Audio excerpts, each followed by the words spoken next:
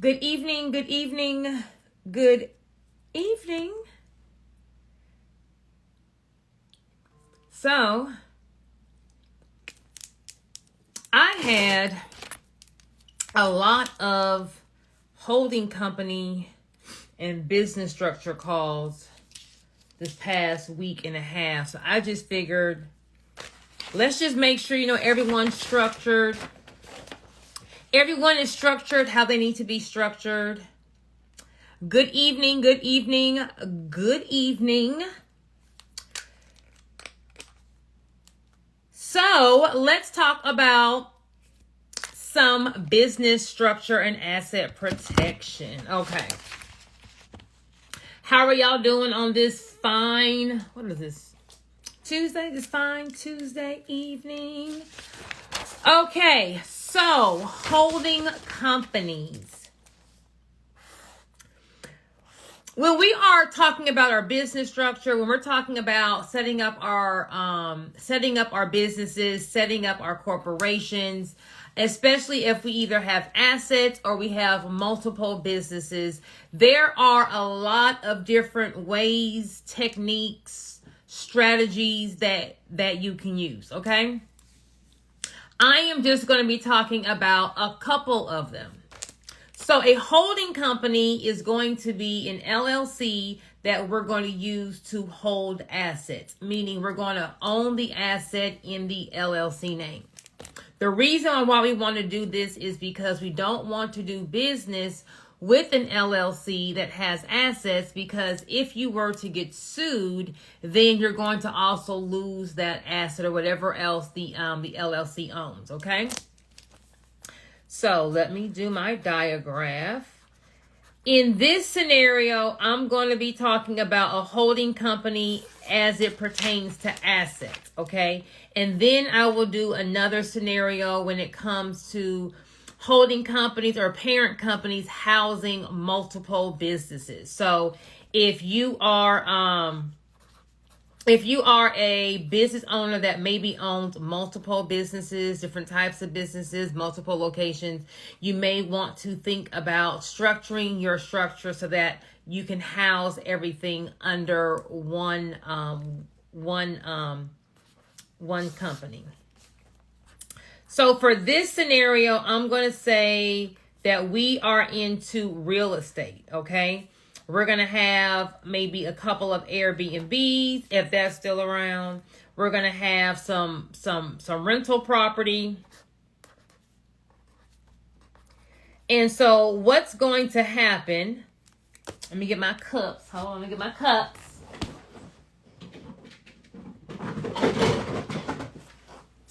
So if I were to be into real estate, right? Let's say I have 4 homes that I lease out. If I am leasing out the homes, meaning I'm signing that lease agreement with the tenant in the same entity that owns the property, this is what can happen. Let's just say the tenant slips and falls, breaks her neck, they sue me. They get a judgment for $2 million. I only had a policy for $1 million. So that means that I'm on the hook for $1 million. Whatever this entity owns, or LLC or corporation owns, then they're going to be able to get whatever in that entity. Okay, so whatever is in the business bank account, whatever this bad boy owns, they can take it to sell to satisfy the judgment. Okay, so for this reason, we don't want to do any business with the same entity that owns the assets. We would rather separate them. So if this LLC is the LLC that's on the lease agreement, dealing with the tenant, handling all the property management, all that good stuff, and this is our holding company that owns the asset, same scenario, someone slips and falls, breaks her neck, $2 million judgment. We only have a policy for $1 million. They can only get what this LLC owns. So whatever money's in the bank account, you'll lose. But if the assets are not in here, they can't touch the assets. They're in a separate entity, okay? You could do this with a trust. A trust is going to be another asset protection vehicle. Like I always tell people, if you're interested in getting a trust, talk to an estate planning attorney in the state that you're in, okay? Because if you're going to do a business trust, you might as well go on ahead and get your personal finances together. So whatever, you don't need to have a will. You should have a living trust, or whenever you die, however you want your assets to be dispersed, they can all go how you want them to go. So if you're going to set up a business trust, you might as well get your personal side together. There are different types of trust. So it's not just, I got a trust, okay? There's different types of trusts, and there's different rules that apply to the different trusts. The different rules as far as, once I put something in the trust, who can regulate it, who can move it around, who can change it. If the more control you have over a trust, meaning if I can put something in a trust, but I still can control it, you're not going to have as much asset protection as if you put it in the trust and you can't touch it, okay? So there's trust, then there's irrevocable trust. But when it comes to a trust, once you put something in a trust, there is no moving things around. It's kind of like that's just where it's at. That's why when it comes to businesses, I always recommend holding companies for holding assets for business purposes. Because when you're running a business, you're going to have to zig and zag. You are going to have, you may need to move some assets over here to qualify for a loan. You may need to move some things over here. There are different scenarios when it comes to business as to why you may need to move the assets around. Okay, so I'm talking about holding companies.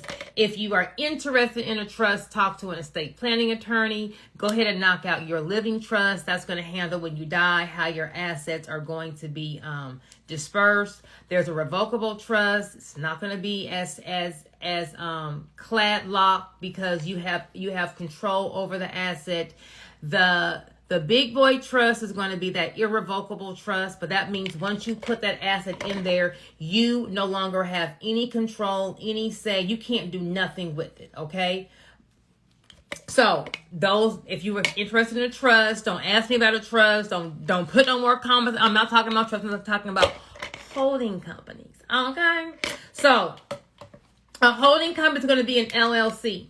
It is going to, the reason why we call it a holding company, because how we're going to use the LLC. We're going to use the LLC to hold the asset, meaning the deed will be in the holding company's name.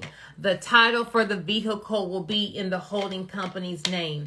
If you are doing any kind of intellectual property, so you're filing for copyrights, you're filing for trademarks, you are not personally going to file for that in your name. You will file that trademark application. You will file that copyright application on behalf of your LLC name, okay? If you have an S Corp, that's not a business entity. You either have a C Corp or an LLC when it comes to the entity level. An S Corp is going to be a tax election. I'm going to say LLC because that's my entity of choice, but LLC, corporation, either or, it can work. When you put the item in the holding company, we're not going to do any kind of business with the holding company. Your holding company is not going to establish business credit. Your holding company is not going to enter into any contracts, any agreements. Your holding company isn't going to enter in any kind of loans, any kind of finance agreements. Your holding company is not going to do anything besides hold the asset, meaning the deed will be in its name, the title for the vehicle will be in its name, it will own a copyright or a trademark. Well, why? As soon as you do business with the outside public, you now are opening yourself to get sued. As soon as you enter into a contract, so any kind of financing, any kind of bank loans, any kind of establishing business credit, all that is entering into contracts. Now you're opening up yourself to be sued. If you were to get some kind of financing loan in the holding company's name and we default on the loan, Now we're in a lawsuit. Okay, so we don't do anything with the holding company. The only person that will know that you have a holding company will be you and the state that you formed the holding company in. The holding company is only going to do business with your entities. So, for example, you're in real estate. You own multiple homes. You lease them out. This is how we'll set it up. Your operating LLC is going to be the entity that is going to be on that lease agreement with the tenant. Okay, that's the LLC, or that's the entity that the tenant will know, that the tenant will pay their rent to. This is going to be the entity taking care of the property management. You know, anything dealing with that property or properties will be with the operating LLC. Okay. The holding company is going to actually own the real estate, own the Airbnbs, own the homes that we're going to be renting out over here. Hold on, let me draw my tenant.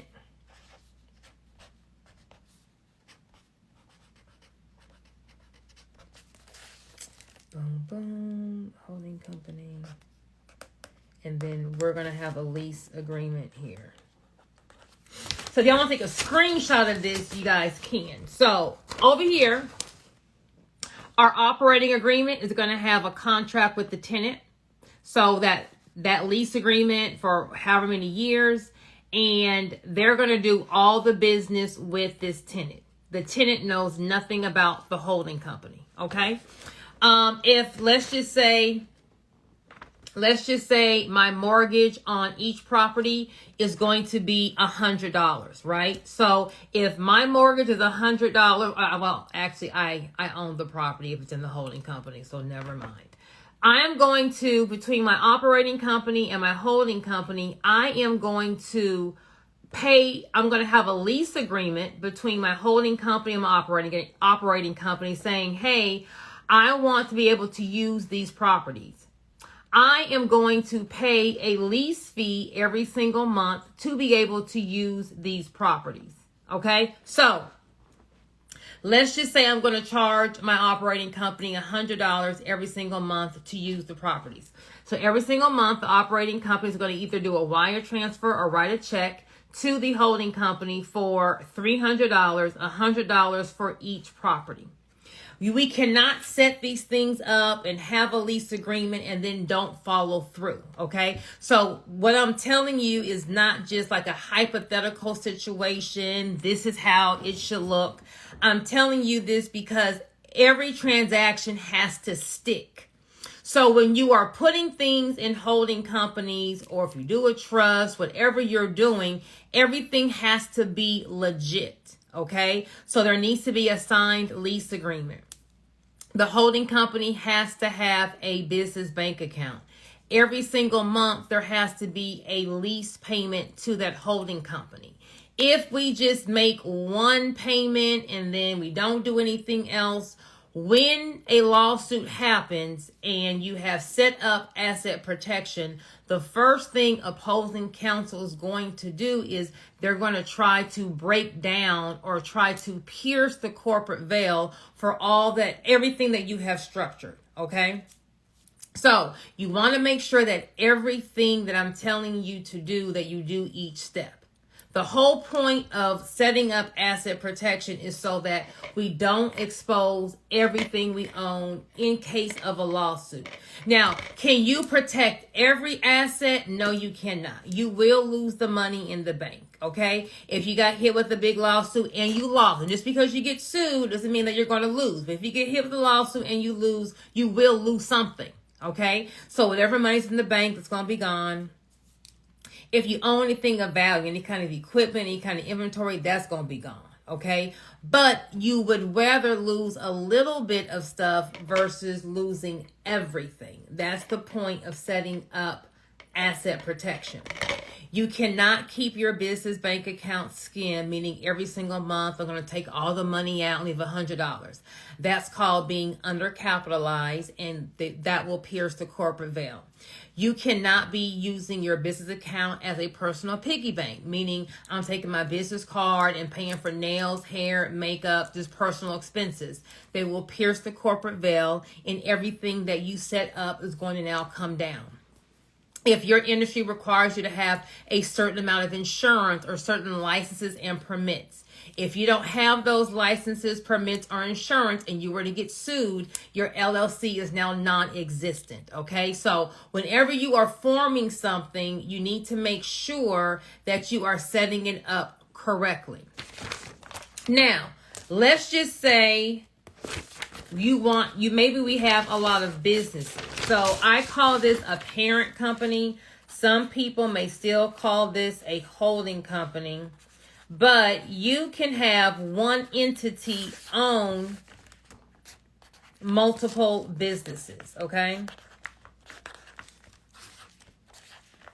So we're going to have LLC 1, LLC 2, LLC 3, LLC 4. So let's just say I have a restaurant, I have a boutique, I have a trucking company, and I have a restaurant, boutique, trucking, and then I will do, what else can I do? What else can I do? We'll do CBD. Have a little fun. Okay. So, if you have multiple businesses, I call this bubbles. You can just have 4 LLCs, okay? 4 LLCs, they're not all connected. You know, you own them all. It's just 4 LLCs. I call it the bubbles. The bubbles are going to be just simple, okay? It's nothing complex. It's just I have 4 LLCs. If you have your LLC, you want to make sure, number one, that you're filing your annual report every single year. You want to make sure that your LLC has its operating agreement. That's going to be the contract for the LLC. It's going to govern how your LLC is going to be ran. If you are hit with a lawsuit, the first thing opposing counsel is going to do is subpoena your operating agreement. If you don't have it, it's considered not having the proper corporate formalities, and they're going to pierce the corporate veil, okay? So you want to make sure that you have an active LLC. An inactive LLC is like you didn't even form the LLC. So we have our 4 businesses or 4 different bubbles. Now, some people want to get a little fancy with it, right? I'm going to try to go slow. I don't want to be too complicated. So work with me. If I own the restaurant, the online boutique, the trucking company, and the CBD, I may want to have a parent company that would own all of these LLCs. Okay? Now, depending on what I'm trying to do, and before I even say all this, let me say this disclosure. There is no one way of having a business structure as far as how you want to have it set up. Now, following corporate formalities, that's the same for everything. But whether you want to have the bubbles or you want to have something more complicated, there is no better or worse scenario. It's all on what it is that you're trying to do. If you don't even have a business right now and you're just on this live, I am going to say just form an LLC and just start your business, okay? Form your LLC, start your business, work on growing your business. If you have your business and we are not like maybe at that 6-figure mark, I am still going to say just, form your LLC and work your business. A lot of times people can get off into all of these complicated things that they really don't need right now. And it takes time and effort off of 1, running their business, or 2, it just can be confusing. Okay. So if you're on this live and you're just like overwhelmed and it's really complicated, I hate for business owners to feel overwhelmed and complicated because I want you to have the most simplest business structure that's best for you, so you feel confident in knowing how to run your business. You don't want to have a too complex corporate structure that you don't understand why you have what you have, because you're not going to understand how to maintain everything, and it's just going to be a mess. Okay? If you like a more complicated structure, if you're already making 6 or 7 figures, if you have multiple businesses or multiple locations, if you are wanting to pay yourself different ways, if you are wanting to move some money around and kind of get creative, we have this suggestion, okay? So you can have one parent company, and the parent company will own all of the entities, okay? The ownership for all of this has to be the same. So if I own the first 3 LLCs by myself, but then me and Beyonce, on the 4th one, I can't have this structure. Okay. The ownership must be congruent, meaning it must be the same throughout to have this kind of structure. So you'll have your parent company, and then you will have the parent company will own each of the LLCs. Well, why do I need to do that? What's the point of that? Well, sometimes you may want to take advantage of the S-Corp tax election. The S-Corp tax election is going to reduce your tax liability if you're at that $50,000, $60,000 in profit range. However, all of your businesses may not be making that money. So to be creative, and I am not trying to confuse y'all, okay? I'm just trying to, shed some light. What some people may do is they may run all of their profits through one business. So maybe you're trying to get financing. Maybe you're trying to establish business credit. Maybe you're trying to get a loan, and you have multiple businesses, but maybe each business on its own may be making $50,000 or $60,000. But if I run them all through one company, it'll make my revenue stronger. So what you could do is, one, you can just have your parent company own all of your LLCs and just run them normal. So each LLC will be doing its tax return, plus the parent company will do a tax return, and everything is just regular, okay? Or you can run your profits to your parent company. So at the end of the month, LLC number 1, LLC number 2, number 3, number 4, after it paid all of its bills, so it's paid its rent, it's paid its payroll, it's paid whatever other bills it has, it will run the profits up to the parent company in a management fee, okay? And you would pay yourself from just this parent company as an S-Corp on a W-2. So if you run the profits up to the parent company and pay yourself out of this one parent company, you don't have to run your payroll for yourself through all 4 entities, okay? So you don't have to pay for ADP to, do your payroll for 4 different entities. It'll just be one. You're not going to have to pay ADP or whoever you're using to do your W-2s, your 941s for 4 different entities. It will just be one. If these are smaller entities, you may not want to choose the S-Corp election on these, because once you choose that S-Corp election, you're going to have to be on payroll, right? If these entities are not making enough money, you may not be able to sustain the payroll and the payroll taxes.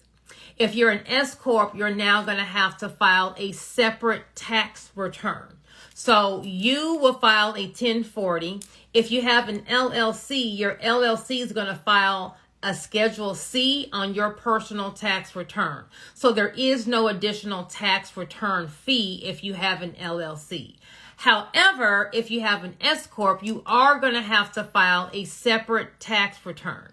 You're going to file a business tax return on an 1120S tax form. On average, depending on how complicated your return is, a business tax return will cost you between $750 and $2,000, okay? So these are going to be additional expenses of having an S Corp. That's why if you have multiple businesses, you may not want them all to be an S Corp. You can have a parent company that's being taxed as an S Corp. You can run the profits up to the parent company, so you're just paying yourself from one entity. It kind of makes things a little simpler in a complicated situation, okay? So that is how a parent company works.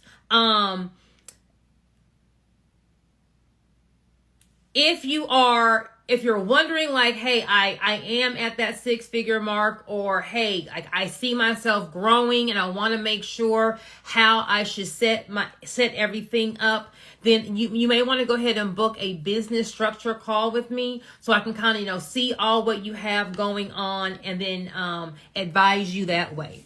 If you have a business that has multiple locations, so maybe I have a restaurant and I have 3 locations. Well, each location needs to be its own LLC. Why?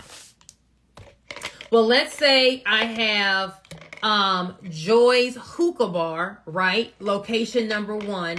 And then I have Joy's Hookah Bar, location number 2. Now, Joy's Hookah Bar number 1, baby, I am slanging and banging. I am booked and busy. I make a lot of money at this one. Well, Hookah Bar number 2 may be just getting started. So it's making money, but not as much as Hookah Bar number 1. If I were, even though, if I'm saying, well, it's the same thing. I want to keep everything under one LLC and I just have my different locations. Well, now we're getting our pot of gumbo a little too big. So let's just say that someone's, turned up at the hookah bar. They are twerking on the bar and they fall and break their leg and they can never walk again because however they broke it, it just severed it, right? She can't walk again. So they're now going to sue you. Okay, they're going to sue you. We're going to say once again for $2 million. You only have $1 million insurance policy. So your LLC is on the hook for $1 million. Well, if I combined all my hookah bar locations in my one LLC, that means I'm going to have one bank account, right? I'm going to have one entity bank account. So whatever's in that entity's bank account, I'm going to lose. So not only are they going to be able to touch Hookah Bar 1's money, they're going to also be able to touch Hookah Bar number 2's money. Okay? Now, if I separated my locations, now when you separate your locations, I'm going to form 2 LLCs, right? So I have Hookah Bar, and then I have Hookah Bar location number 2. If they're twerking, right, and they break their leg, can never walk again, they get sued, they can only sue the entity that they were at. They cannot sue the big boy, okay? This is why if you have one business but multiple locations, each location needs to be a separate entity. So either a separate LLC or a separate corporation. You do not want to combine them because you don't want to make your pot of gumbo too big, okay? If you separate them, in same scenario, I got a big lawsuit, I lost the money at Hookah Bar number 2, Hookah Bar number 1 is still going. Hookah Bar number 1 is still, is still collecting money. Is still paying its bills. Is still paying my bills. Is still, got my kids in private school. Is paying for my wife's luxury car. I'm able to eat out. I'm paying my mortgage. My business is still going. Ain't no need to do all that. You can just get you a DBA and just set up 2 different bank accounts. And I talked to my business banker and they said that I can get a separate account for that location. I always tell people when you're talking to a business expert, you need to understand what their expertise is in. When you go talk to your CPA, your accountant, their expertise is going to be in taxes. They're going to be able to explain to you the best thing to do to reduce your tax liability. They're going to be able to do something called tax planning. Hey, you're kind of growing a little too fast. You have a lot of revenue. You need to go buy some equipment, buy some inventory, go buy you an SUV that's 6,000 pounds or more. You need to go buy a building that I can depreciate. You need to go do something this year before this tax year ends so that we can write this off to, help offset this capital gains tax you have from selling all those properties, or to kind of write off that income. That's their expertise. You talk to your banker, they're the banking expert. They're going to tell you, which accounts to have, what credit cards they have, and how they can help you with banking. The problem is when you talk to someone about asset protection and that's not what they do, you're not getting the correct information. So can you have 3 locations in one LLC and have different bank accounts that they're going to? Yes, you can. And on the banking side, that's going to be so much simpler. I'm saving you money on forming an LLC. It doesn't have to be that complicated. As your banker, I'm telling you, as far as collecting credit card fees and putting it in the right account, I can give you 3 different bank accounts. You're going to be fine. That's the banking expertise. The banker knows nothing about lawsuits. The banker knows nothing about asset protection. They're thinking that they're saving you $300 from forming another LLC, not knowing that they're about to cost you a heart attack, they're about to cost you a divorce, and they're about to cause you an aneurysm. Because once you can't pay your mortgage, once you got to take your kids out of private school, once your wife has to go turn in that Lexus and go drive around a Camry, things are going to be different, okay? So if I listen to my banker, you have to do all that. And I have both of my locations under one LLC. Same scenario. Someone's twerking on the bar, fall, break their leg. They can never walk again. They sue me. Although they were at location number 2, they're going to be able to get location number 2 and location number 1 money. Now I don't have nothing in my reserve. They took everything. Well, how are you going to pay your payroll with no money? Now, I don't know where y'all from, right? And I don't know how the employees are at your state. But in Texas, I ain't never met an employee that will work for free. I have never met an employee that I say, "Ooh, girl, guess what? I am going through something. I need you just to come to work and show up. But I'm not gonna be able to have your check this week. I just need you to give me 2 weeks on it." I ain't never met it. I ain't never met one. Okay, the second you can't pay them is going to be the second that they walk out that door and go find them a job that can pay them, because they aren't being mean. They're not being rude to you. Everyone has bills. Okay, everyone got a mortgage or rent due on the 1st. Everyone got some kids or a car note, or everyone has stuff. Everyone has life. Everyone is lifing, right? So no, I can't do it for free. When you lose all your money, how you going to pay your rent? Now, I've never met a landlord that would say, "Oh, yeah, girl, you ain't got it this month, girl. Don't worry about it. Don't be stressed. Just double up next month." I ain't never met a landlord. I've had landlords saying, "Hey, can I get the rent early?" Like, girl, the lease says the 1st. You don't get on the 1st. Don't come over here on the 28th, 29th, 30th. Although I have it, I'm not about to pay it. I'm paying it on the 1st. So I've never met a landlord that's going to, let you slide. Well, any kind of business, you got to have some kind of inventory. So if I'm at the hookah bar, I got to be able to buy hookah equipment.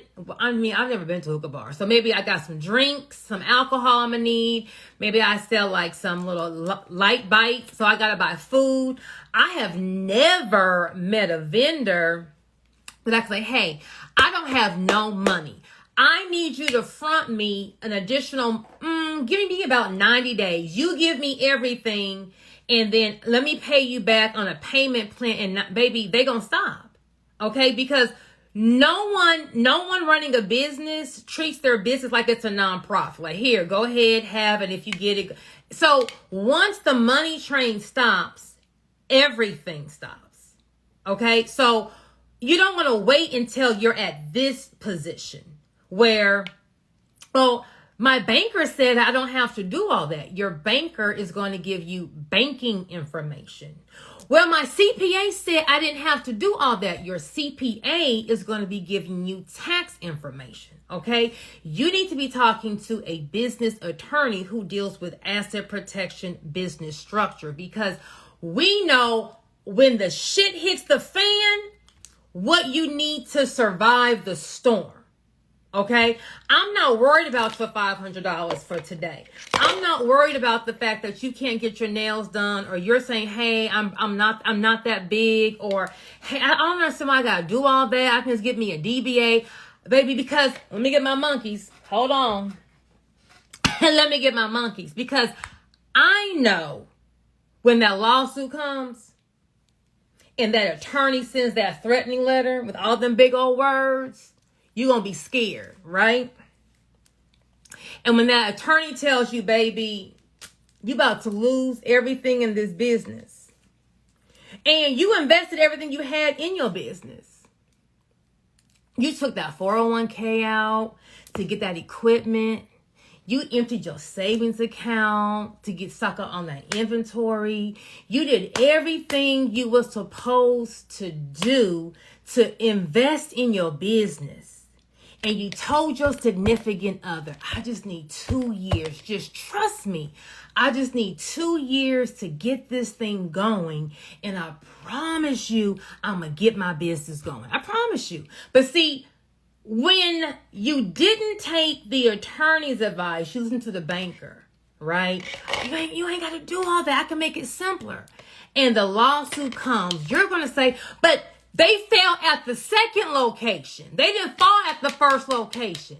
And he's going to say, you had 2 locations in the streets, but at the Secretary of State, you only had 1 location.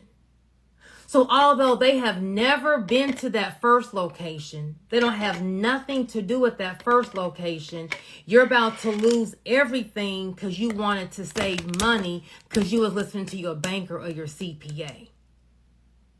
Now, when these bank accounts is empty, you got to go home and tell your wife or your husband, I made a mistake.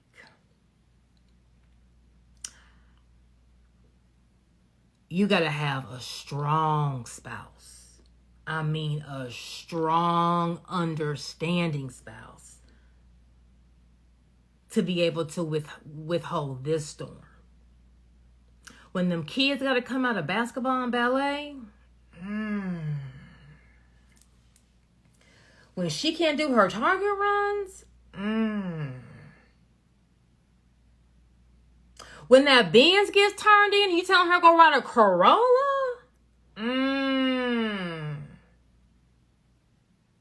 Now you arguing. Now you're not having sex. Now she not cussing. Now you cussing and fussing. Your kid's mad. Well, how come I can't get Roblox? How come I can't go to Amazon? How come we can't eat out? Now you just in hell. Now you gaining weight or you losing weight, whichever one you do when you stressed. How you gonna pay your mortgage? How you gonna pay your light bill? We gotta cancel the family cruise? And that's just at home. We haven't gone to the business. What you gonna tell your employees? You got 20 people who depended on you for their rent, their light, their children, their child support, their life. What you gonna go tell them? You sold them on a dream. You said, come work for me. I'm gonna have the #1 hookah spot in the city. What you gonna tell them? So because you telling me because of one mistake, I let down my significant other, my kids, and my 20 employees, but most importantly, I let down myself? Yes, that's exactly what I am saying. That's exactly what I'm saying. One mistake can wipe you out. See, in real business, I'm not talking about the fake social media world where if you go click the link in my bio and go buy my class, and I'm going to teach you how to make $1 million by midnight. Okay, what time is it now? It's 11 o'clock. Go click the link in my bio, right? For the $1 Million Maker class. It's $9.99. And by the time you buy my class, when midnight strikes, you're going to be a millionaire. See, in that fake world, it may work like that. But that's fake. It's not going to happen. In these business streets, it's eat or get eaten. It's kill or get killed. Okay? So don't jump out here in these business streets with that side hustle mentality, because it's going to wipe you out. Okay, so now you divorced, okay? Because unless you have a wife who is just a soldier, okay? She's a masterpiece, a no-limit soldier. She's soldier boy. She got her soldier rag. You asking a lot, okay? There's a couple of us who gonna, help you get it back. Baby, we are far, few, and in between, okay? So now we divorced. Now you're talking about bankruptcy. Now, our business is belly up. Now what you gonna do? How you gonna restart? Like, how you gonna, you don't even know what you gonna do.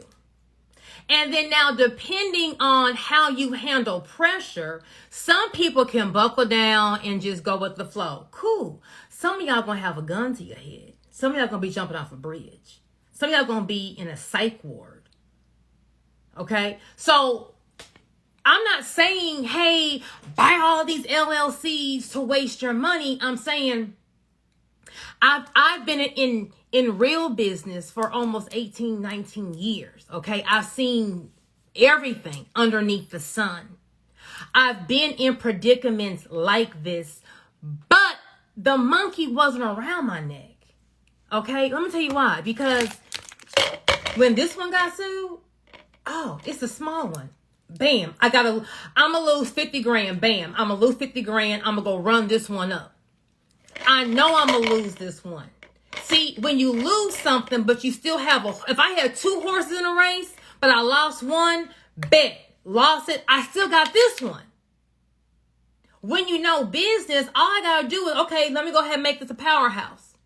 How do I know all this? Because I've set up my entity. So a lawsuit comes, baby. You suing something that ain't got nothing. The assets are not in that entity. So all these threatening letters that the lawyer, is sending I'm not losing any sleep, because I know you can't get to my assets. You can't get to my money. When my attorney calls me, Derek, I don't want to hear it. Don't give me no offer. Don't even call me. Well, Joy, I help. Don't even call me. The answer is no. No, I'm not selling. They want to sue me. Come sue me. Why? I know what the end result's going to be. You're not going to get nothing. See, from the outside looking in, they see in your house. The attorney, they gonna run you up. They going to go on Instagram. That's why I be telling y'all, don't be stunting on the gram. Don't put them cars on the gram. Don't put your house on the gram. You on a vacation, exclusive island, don't put that on the gram. Because the first thing they're going to do, they're going to run your social. They're going to do a background check. They're going to get that private investigator. They're going to go on your social media. Is it worth me trying? Do you have anything for me to come after? Now, if a homeless man's riding his bike and he hits your car, are you about to sue him? No, because he don't have nothing. So he may run into you, he may tear your door off. You don't care because he don't have anything, so there's nothing to get. On the other hand, if you are parked and a black Cadillac SUV Escalade hits you and Puff Daddy drops out, what are you about to do? Everyone's going to fall off the car. they neck, they back, they traumatized. Y'all about to go to therapy for 8 months, a whole year. You're going to act like you can't walk. Why? Because, Puffy can pay you. He got some money to pay you.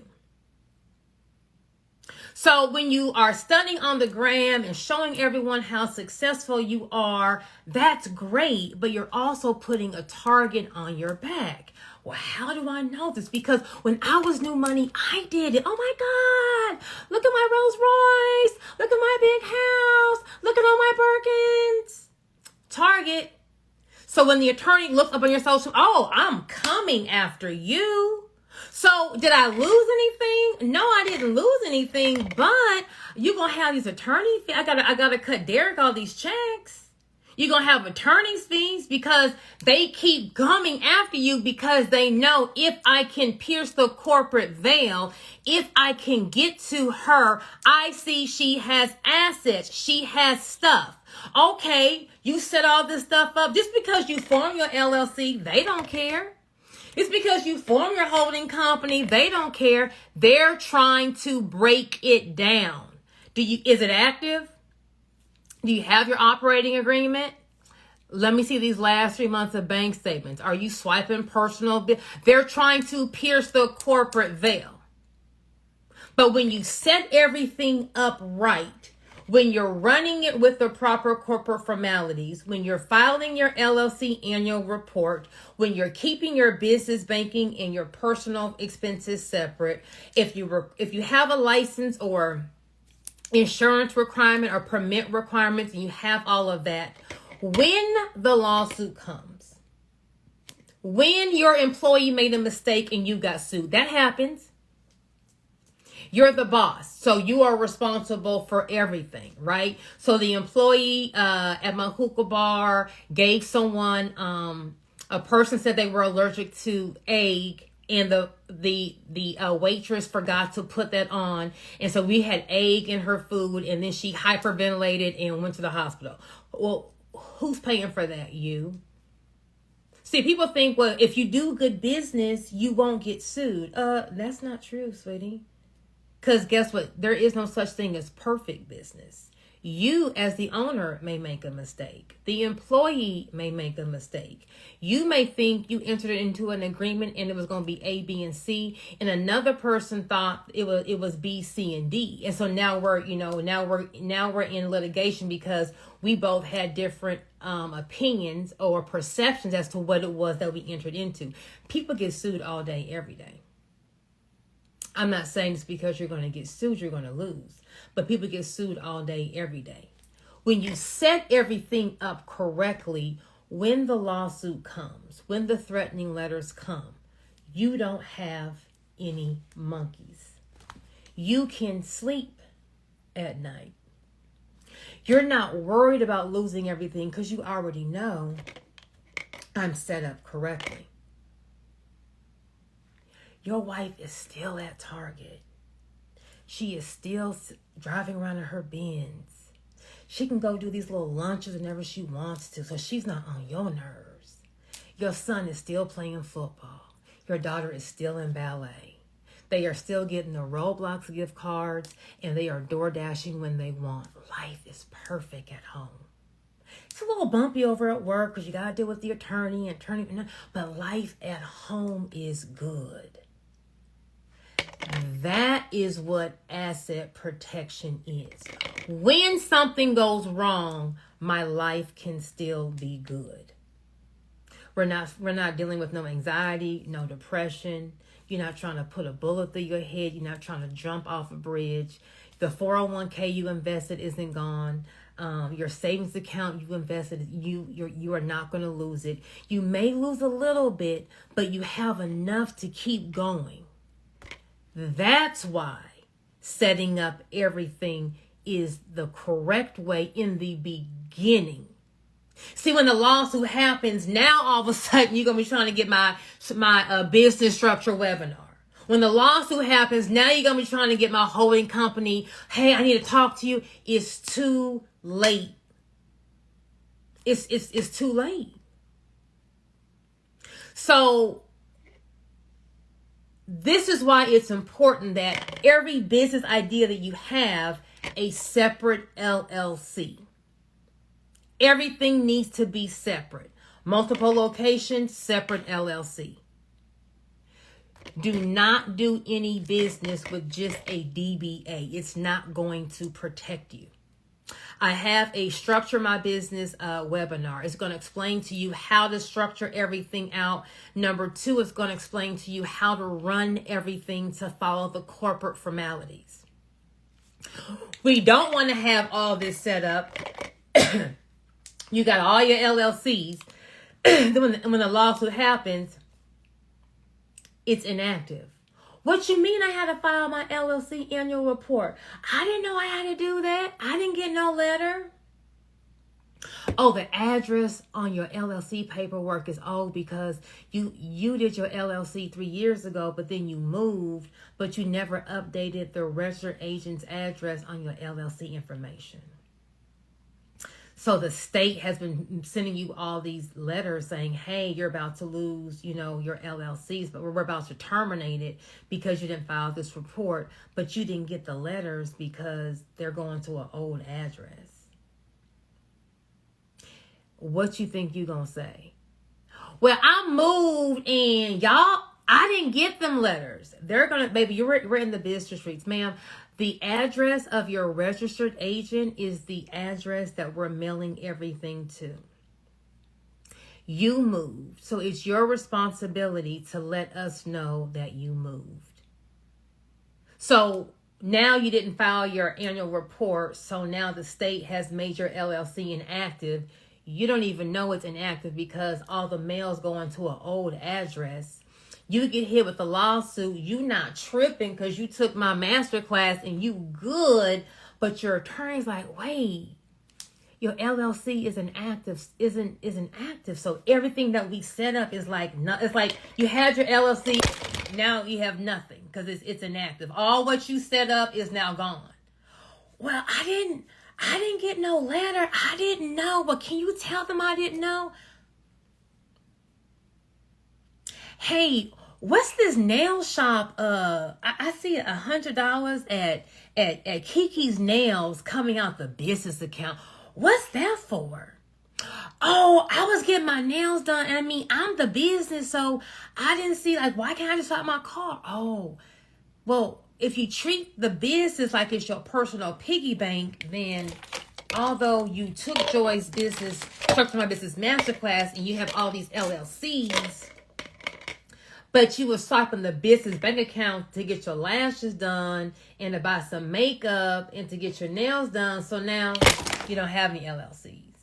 So all that work, all that money, all what you did is now non-existent. See, setting up the structure is one thing, but then following the corporate formalities, following the rules as to how a business is supposed to be ran, that has to go second.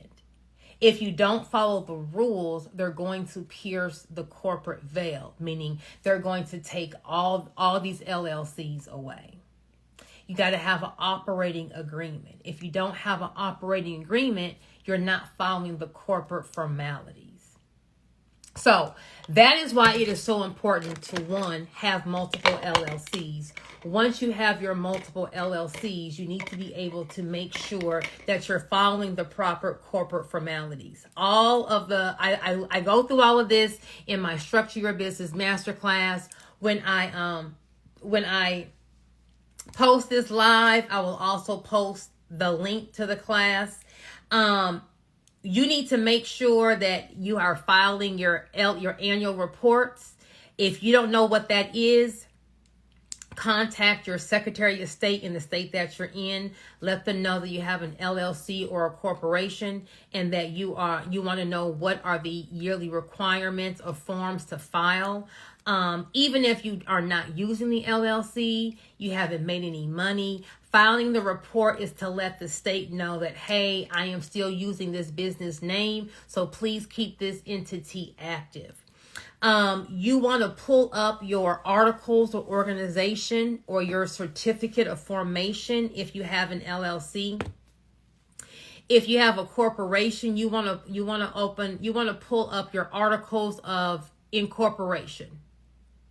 You want to look at the registered agent. The registered agent is the person who is responsible for receiving mail on behalf of the business.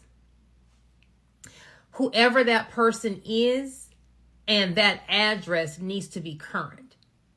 So if you put your best friend on there and y'all not talking no more, you need to change it and put you on there. You can be your own registered agent.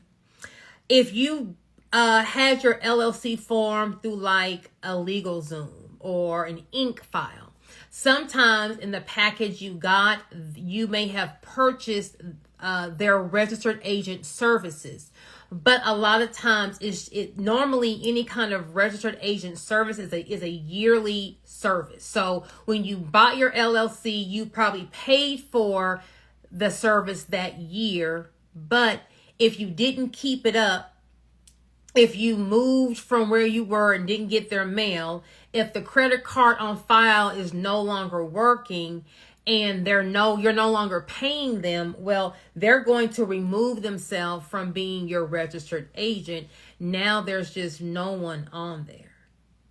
It's still your responsibility to have the proper registered agent with the person or entity and address with the Secretary of State. So if someone is serving a lawsuit on you, or if someone is trying to contact your business, they know where to mail it.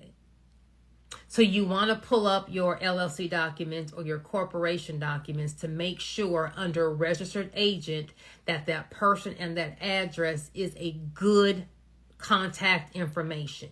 Maybe you had a virtual address and now you're no longer using that virtual address company. Do you think they're about to receive mail and call you and you haven't paid them? No. So if it's an old address, you need to update that by filing an amendment with your Secretary of State. I have a mini webinar on my website, how to update old information on your LLC, for $39. That will walk you through how to change the address on your LLC for the registered agent, or how to make any changes to your LLC. So you want to make sure that the address is correct. Besides not receiving any mail, any lawsuit is going to the address of the registered agent. Depending on the state, most states is going to be a 30-day rule, okay? So most states will be a 30-day rule of when you have to answer a lawsuit. In most states, it depends on the state. The process server normally has to go out 3 times to serve you the lawsuit. So let's just say I put my first apartment on, when I formed my LLC 5 years ago, I was living in an apartment. And so I put my name and I put my apartment address on my LLC, but I done moved. I done went on with life. I never changed my address for the registered agent. Let's just say I am Joyce Hare. I gave my client, what did I do? Maybe I gave my client, let me do something for real. I'm Joyce Lashes. I got some glue on my client's eye, and she, it messed up her eye, and now she's trying to sue me. Okay. Let me do a frivolous example. Erase that. I have my own hair salon. I gave my client a silk press, right, on her natural hair. She chose to go to the Beyonce concert in Florida and enjoy herself with her silk press in the natural, in the hot, humid Florida weather, and her hair poofed, right? So now she's going to sue me for $1 million. Well, that's a frivolous lawsuit, right? I didn't do anything wrong. If you have natural hair, you go out and humidity is going to poof up. But frivolous or not, every state requires you to answer a lawsuit. So she sues me. She looks up my LLC on Secretary of State, and she mails the process server goes to my old apartment address because I never updated my registered agent address. They're going to go 3 times. I'm never there. On that 4th time, they are able to lay the lawsuit at the front door and walk off, and that constitutes you being served. Okay? So I have 30 days to respond. On the lawsuit that's sitting in front of my old apartment door is a letter explaining what I have to do and how many days I have to respond and where to respond to. But because I no longer live there, I don't get the mail. And the person who lives there now don't know me from a can of paint, so they see the lawsuit and they just trash it. 30 days elapses, I never respond. So what's going to happen? The girl who's suing me on a frivolous lawsuit for $1 million for giving her a silk press and it didn't last after the Beyonce concert as she was popping, locking, and dropping it, she's now going to go file for a default judgment. A default judgment saying, hey, I filed a lawsuit. This person didn't answer. So regardless of how dumb my lawsuit is, I want to say, hey, I want to win because she didn't respond. The judge is going to say, well, she didn't respond, so you win your judgment. So on a default judgment, because I didn't respond, I now have $1 million judgment against me on a frivolous case that if I had got the lawsuit and given it to an attorney, they could have, hey, Your Honor, not only are we going to file an answer, we're going to file a frivolous lawsuit claim against her so that you can get your attorneys paid for because she shouldn't have even filed this lawsuit in the first place. But you didn't know. So now you have $1 million judgment against you for something that you would have never gotten against you, but just because you didn't know. Okay? So everyone on this live, free game. Pull up your articles of organization, your certificate of formation, or your articles of incorporation, your LLC or your corporation documents. Look at the registered agent and the registered agent address. That has to be a current address and a person who will tell you, hey girl, I got this mail. Okay, so if you put your mama on there and now you and your mama is beefing, take mama off and put you on there. Okay. These are the small things that trip businesses up. Why?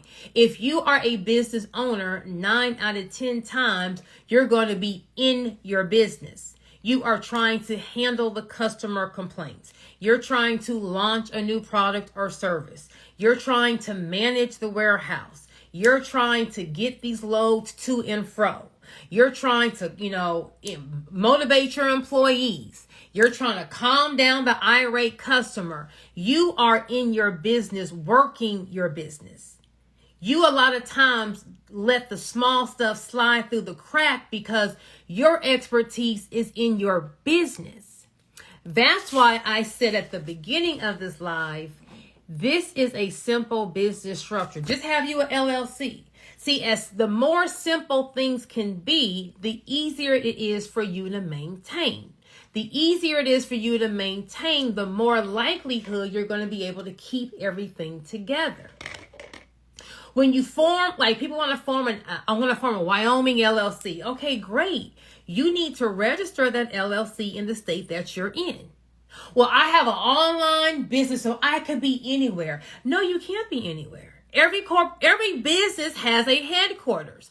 Where is your headquarters? It's not just in the space. Where's your headquarters? Well, I'm going to go file in Delaware because they don't have no state taxes. But you live in California. So what presence do you have in Delaware that constitutes you having a Delaware headquarters? Well, I got me a virtual address. Okay, when I go to your address, is your logo going to be on the wall for your business? Is there going to be an employee that has a polo shirt that has your logo on it saying, hey, welcome to, Joy's Hookah Lounge? No. Where is your presence? There's something called the home state rule. Well, if you have an online business, well, where's the CEO? Where's the owner? Where are they? Oh, I'm in California. Oh, okay. Well, where do you run your business? Out of my home. Oh, okay. So the corporate headquarters is at your house in California. Got it. Well, what kind of driver's license do you have? California. Oh, where do you vote? California. Oh, so your business is in California. No, I'm online. I'm everywhere. Baby, where is the headquarters? Where is the person making the decisions? Where is the money made? It's made in California. You can go form an LLC at the moon, but you're going to pay California state tax because your headquarters is in California.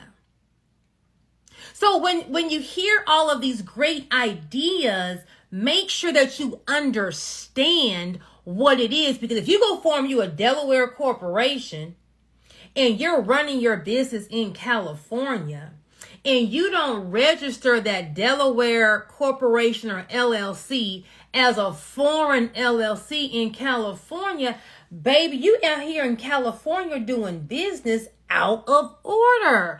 They're going to pierce the corporate veil.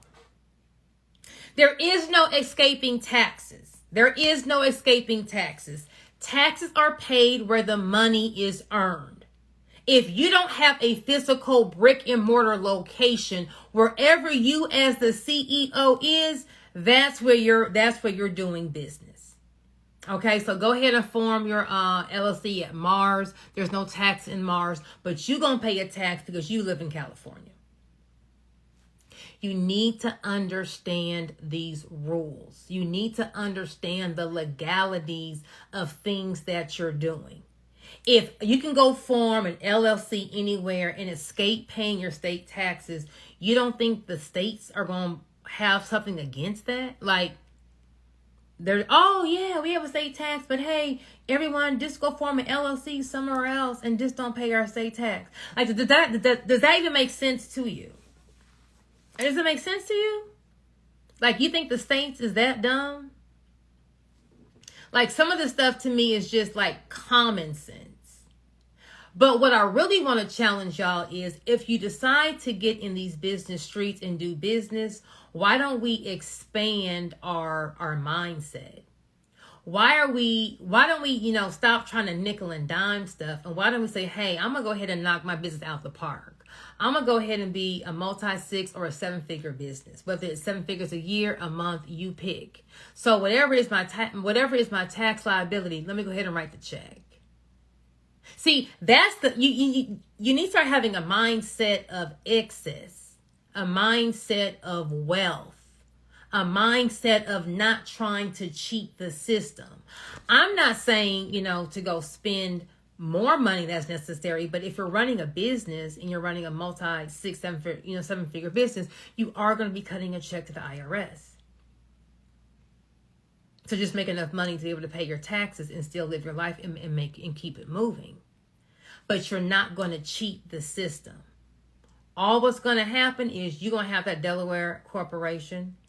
You have a home business. Let's just say you make some kind of hair growth oil. A girl gets the hair growth oil and she's allergic to nuts, and you crush up macadamia nuts in your hair growth oil, and you just made it and you just started selling it, and you didn't know that you had to list all the ingredients on the bottle. So on her bottle, there was no ingredient list, so she didn't know that it had macadamia nut in it. Because if she had saw macadamia nut on the bottle, she wouldn't have bought the oil from you. So now she's allergic to macadamia nuts. It made all of her hair fall out, and it damaged her scalp to where her hair is no longer growing. So now she's bald and her hair won't grow. So she's now going under all of these hair growth treatments, seeing all these different dermatologists trying to, get hair. And now she's also having to, buy all of these, expensive wigs. She has no hair, so it's affecting her self-esteem and how she feels. And her husband, left her because she's now ugly because she has no hair. So she's going to sue you for losing the hair. She's going to sue you for all the money she spent on all these treatments and all these wigs. She's going to sue you for something called loss of consortium. So if I can't have sex with my spouse because of something that you did that made me just be so traumatic, I can sue you for that. And they're going to sue you for negligence, which is going to be they're going to just throw a whole bunch of zeros behind it because you did not let your audience know, your customer base know what was in the product to prevent this. But because you didn't want to pay the California state tax, or you didn't want to pay that $800 LLC fee in California, you formed you a Delaware corporation.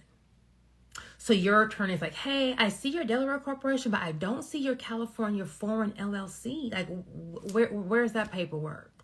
A foreign LLC? Well, what's that? Well, you're doing business in California, so you were supposed to register the out-of-state LLC as the foreign LLC in the state that you're doing business in. Well, I looked on Instagram and they said I could form a Delaware corporation. I don't want to pay the $800 California fee. Well, honey, the $800 California fee is going to be the least of your concerns when you see the amount of this lawsuit you're about to get hit with because you made a mistake and you didn't put the macadamia nut ingredient on your label. You're going to be wishing you would have paid the $800 California fee 15,000 times. You need to understand why you're doing what you're doing. There are so many things that you can do. The simplest thing is to form an LLC in the state that you're doing business in. That's the most simplest thing. If you have a complicated case, if you have a reason to go to another state, maybe I'm the girl who got hit with the lawsuit because I didn't, put the macadamia nut on my oil. And I have stumbled upon a new business idea. And I know I have this lawsuit coming. It's going to take me about 2 years to litigate until I'm going to have to, deal with this judgment. So let me go on ahead and start me a new business venture so I can help pay for these attorney fees and pay my bills. Well, you already know we have litigation coming, so you probably don't want to put your name on another business entity that these people can find out that you have, because once they win this lawsuit, they're now going to be searching for all of your assets, right? That's a reason to go form an anonymous LLC. Oh, that makes sense. Well, now go put your name on an anonymous LLC. Go file you an LLC in Wyoming, in Delaware, in Nevada, in New Mexico. Because when people go searching on the Secretary of State website, they won't see who owns it, right? So you're going to form your Wyoming entity, and then you're going to, of course, you learned your lesson. You're going to then register it in California. So you have this new business, you're making some more money, you're able to pay your bills and your attorney fees, but the people that are suing you won't be able to know that you own this other business. That makes sense to go out and form an anonymous LLC. Maybe you're going through a divorce, right? And if you've ever gone through a divorce, like once you file those divorce papers, it may take you 2 or 3 years to actually get divorced, right? And in a lot of states, they don't have something called legal separation. So like in California, you can get divorced, you can be declared single, you can be, the community estate is gone. And then it may take you a year or two to divvy up the assets, but the community has now ended, meaning what's mine is yours, what's yours, all that's over with, right? If you remember the Kim Kardashian and the Kim and Kanye West divorce, like she was declared single, and then a year later they were able to divvy up the property. But most states do not have a legal separation. So you may be divorced. You in your house, he in his house, right? But legally, you still have a community asset. The community has not been dissolved. So you go form you gotta now go pay these bills, keep these kids together. You go form your LLC. You don't want him getting your money and y'all living separate and apart, but the community is still there. Well, that's a reason to go through all the hoops and ladders. So I'm just trying to give you reason. Now, I just don't want no one knowing what I own. Well, you can do that, but just make sure that you do everything else. You form it over there. You got to form the foreign LLC in the state that you're doing business in. You got to keep both LLCs active. So you got to file your annual report for your Delaware corporation. You got to file your annual report for your California foreign LLC. Both entities have to be active. If you're not the most organized, if you're new in business, if you don't want to do a lot of paperwork, leave all of the complicated business structure stuff alone. You're going to have enough to worry about just forming your LLC, growing your business to make money, keeping your LLC active every year, making sure you have your operating agreement, making sure you have your business bank account and not using it like a piggy bank, making sure all your license and insurance is up to date. That's enough right there to keep the average business person busy. So there's no need to make yourself busier if you can't keep it together. There's no need to go and buy a Mercedes-Benz if you can't afford 93 gas and $5,000 oil change. It's like, don't just do it. It don't make sense. Don't get the baby Benz. Just get you a car that you can afford the maintenance on and the cheap gas. Okay. So when the AC goes out, you ain't tripping. Okay. You got to go, have a service. You ain't tripping. So if you don't know how to properly run your business, I will put the link in this caption. Make sure you get my business structure webinar. If you don't know how to properly structure your business, or you've heard this, that, and this, and you want to know what are your options as to how you should structure your business, I would say book a business structure call with me. Okay. If you make sure that you go over the address for the registered agent, you want to make an amendment to make sure that that person and that address is a current person and address. If you don't know how to do that, get my how to update old information on my LLC webinar. Okay. I will save this live. Make sure you guys are forming and running our businesses correctly. And I will, of course, see you at the bank.